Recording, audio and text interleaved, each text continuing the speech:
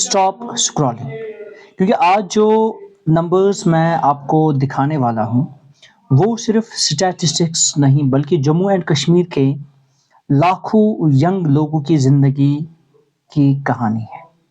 एक तरफ उनके डिग्रीज हैं, दूसरी तरफ बेरोजगारी। एक तरफ प्रॉमिसेस गवर्नमेंट के, दूसरी तरफ लोगों की फ्रस्ट्रेशन। लेकिन असल सच है क्या? क्या गवर्नमेंट के दावे रियलिटी में मैच होते हैं या सिर्फ ये रिपोर्ट तक ही महदूद है? In the next few minutes, we will break down the official data, explore the ground reality, and analyze whether the policies are really working or not. So don't skip a single second because every slide will reveal new facts. और अगर आप उन लोगों में से हैं जो emotional debates नहीं बल्कि फैक्ट्स, ऑफिशियल रिपोर्ट्स और लॉजिकल एनालिसिस देखना चाहते हैं तो you are at the right place. Subscribe कीजिए humanity hub by Tauseef sir, क्योंकि यहाँ हर वीडियो सिर्फ इंफॉर्मेशन नहीं एविडेंस के साथ एनालिसिस होती है। So let's begin. दोस्तों, ये कहानी है जम्मू एंड कश्मीर के उन लाखों यूथ्स की जो सालों की मेहनत के बाद एक नौकरी के इंतजार में अभी भी है। ऑफिशियल जे के इकोनॉमिक सर्वे 2024 टू 2025 के मुताबिक 2023 टू 2024 में अनएम्प्लॉयमेंट रेट 6.1% रिकॉर्ड हुई है और गवर्नमेंट कहती है कि ये 2019 से लेके 2020 की 6.7% से कुछ बेहतर है। लेकिन सवाल ये है, क्या सिर्फ 0.6% की कमी ग्राउंड रियलिटी बदल देगी? अगर पॉलिसीज इतनी ही सक्सेसफुल है तो फिर हर गवर्नमेंट रिक्रूटमेंट में लाखों एप्लीकेशंस और सिर्फ चंद वैकेंसीज क्यों होती हैं? डिग्री होल्डर्स यूथ आज भी जॉब के लिए दरबदर क्यों फिर रहे हैं? और एक इम्पॉर्टेंट बात है, क्या सर्वेज के मुताबिक जम्मू एंड कश्मीर की अनएम्प्लॉयमेंट नेशनल एवरेज से भी ऊपर रही है? मतलब कि वहां की जो अगर हम सर्वे के मुताबिक देखेंगे, जम्मू एंड कश्मीर का जो अनएम्प्लॉयमेंट रेट है ना वो नेशनल अनएम्प्लॉयमेंट रेट से भी ऊपर है। वहां पे कुछ अभी तो हम आगे वाले स्लाइड्स में देखेंगे कितना कितना परसेंट है।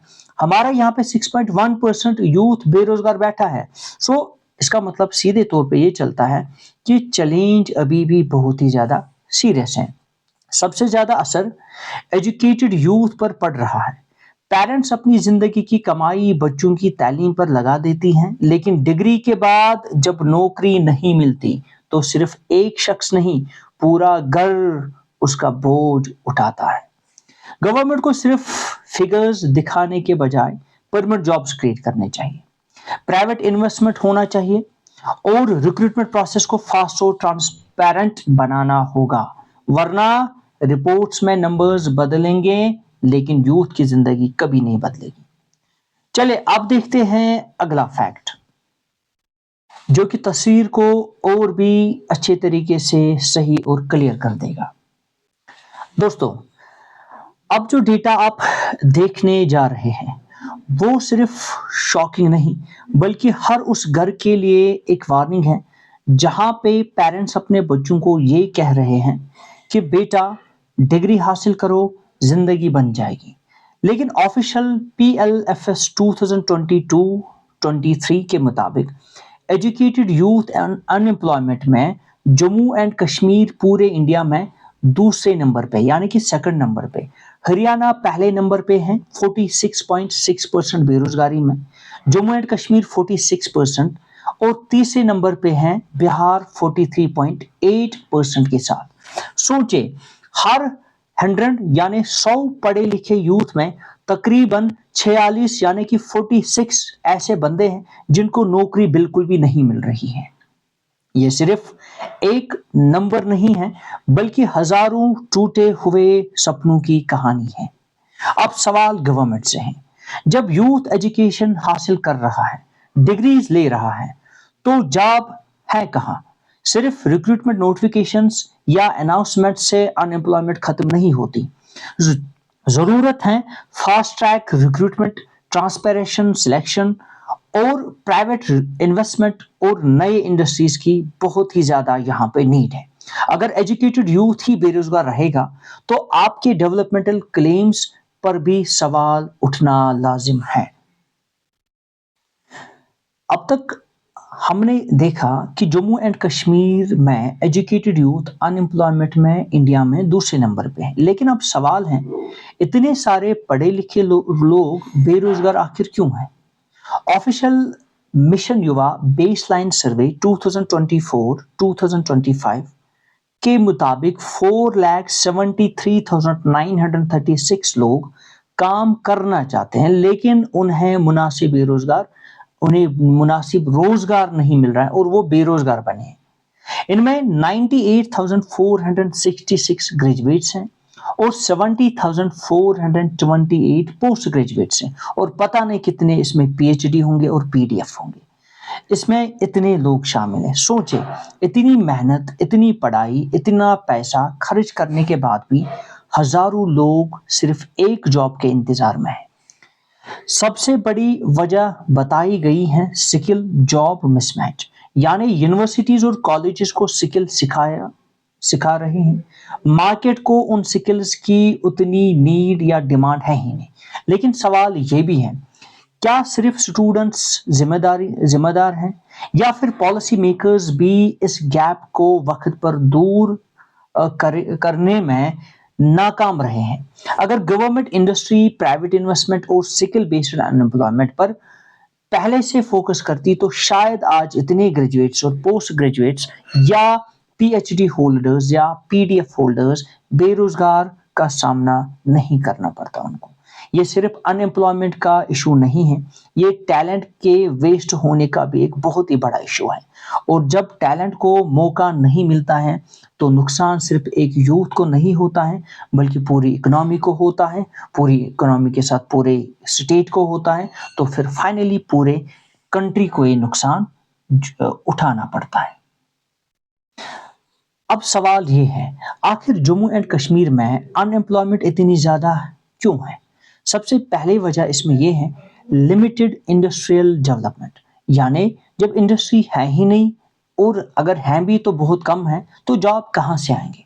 दूसरी वजह यह है गवर्नमेंट रिक्रूटमेंट जो भी करता है वो डिलेज होते हैं, अगर कहीं पे निकलता है तो उसके पीछे केसेस लगे रहते हैं और उसका एग्जाम फिर पता नहीं 2-3 सालों बाद होता है, तब तक एक बेरोजगार बेचारा ओवर एज भी हो जाता है। तीसरी बात, हमारे यहाँ गवर्नमेंट जॉब्स पर बहुत ज़्यादा डिपेंडेंस है जबकि प्राइवेट सेक्टर की ग्रोथ अभी भी बहुत ही ज़्यादा स्लो है, तो लोग बहुत सारे सालों तक इस जेके एसएसबी, जेके पीएससी के लिए अपनी मेहनत करते हैं, पढ़ते हैं, फिर या तो गवर्नमेंट की ओर से कोताही होती है या तो डिलेज होते हैं या जॉब उतने होते नहीं हैं जितने वहाँ पे एप्लीकेशंस होते हैं। नतीजा ये निकलता है कि बहुत ज़्यादा पढ़ने के बाद भी लोगों को, बेचारों को जॉब इसमें से नहीं मिलता है। साथ ही एजुकेशन और मार्केट की डिमांड के दरमियान स्किल गैप बहुत ज़्यादा है, ये भी एक बड़ी प्रॉब्लम है। डिग्री मिल जाती है लेकिन रिक्वायर्ड स्किल एक बंदे के पास बेचारे को नहीं होता है।